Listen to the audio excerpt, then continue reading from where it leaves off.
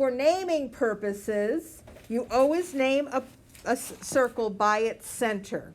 So if you see that this is circle P, that means that circle because P is the center.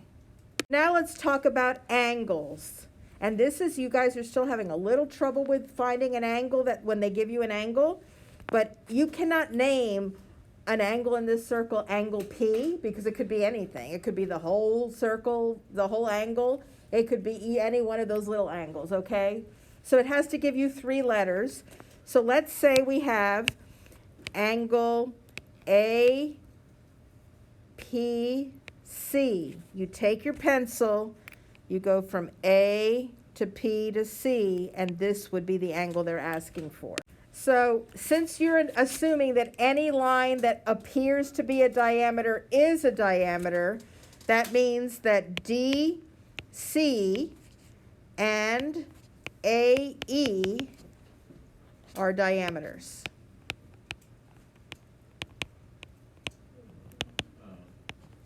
So now let's say that this angle here is 20 degrees, all right? And let's say that these 2 lines are diameters, and this angle here is 110. Okay? Let's see what we can find in the rest of the angle. Well, APC would equal 40. APC. How would we know that though? Because Well, you just take the, This guy has to be 70. Got it? which one? That one right there, that where I put the 70. DPE has to be 70 because that straight line is 180 and 110 plus 70 is 180. Got it? I did that. Anytime is there. So what do you know about APC? What is that? ABC, or that's 70. equal to 70. It would be 70. So what would BPC equal? 50. 50. Very good. Because we know that vertical angles are congruent. And APC, this guy right here, is equal to this guy because they're across each other on a diameter, okay? So we know that.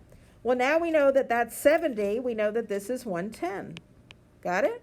Because it's opposite the other 110, first of all. And 110 plus 70 equals 180. Everybody get that? Now let's talk about arcs.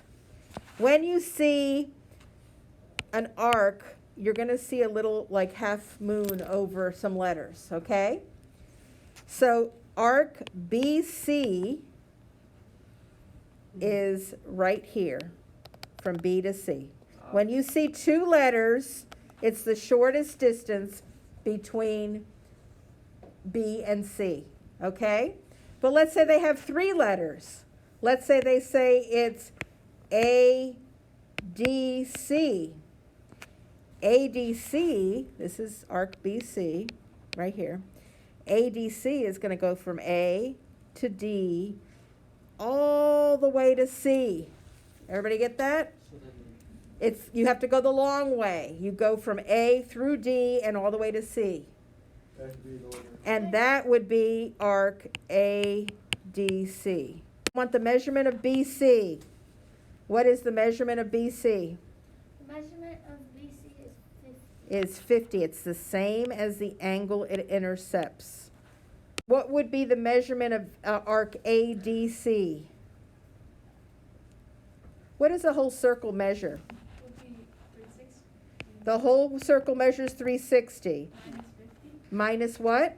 50. No, look at it again. We're going from A to D to C, so we're not counting AC. So would it be 110 plus 70 plus 110 and subtract that by 360? Well, it would be those 3 added together. It'd be 360 minus 70? minus 70 because this is the part it doesn't include right here. It does not include this piece here. It's all of this. So it would be 360 minus 70, which is 290. Okay, so the measurement of ADC is 290 degrees. If I were to mark all of these angles in this circle, what would they all add up to?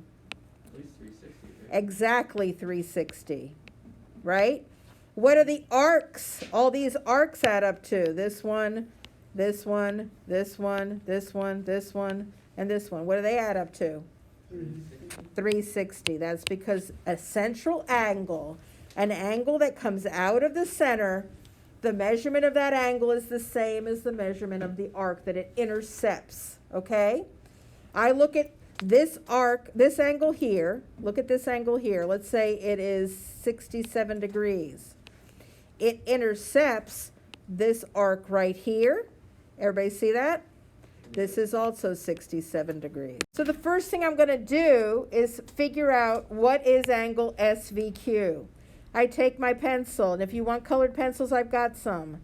And I draw it, and they want this angle right here. Okay? Well, I know that this angle, and this angle, and this angle add up to 180. So can somebody tell me what this angle is right here? So we know that angle SVR is 54 because those three have to add up to 180.